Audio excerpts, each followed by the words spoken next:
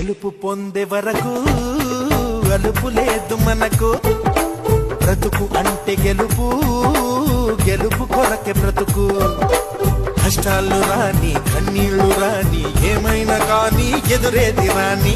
ఓడిపోవద్దు, రాజీ పడొద్దు, నిద్రేని కొద్దు, నింగిని హద్దు. ఒకటే జననం, ఒకటే మరణం, ఒకటే గమనం, ఒకటే గమ్యం. గెలుపు పొందే వరకు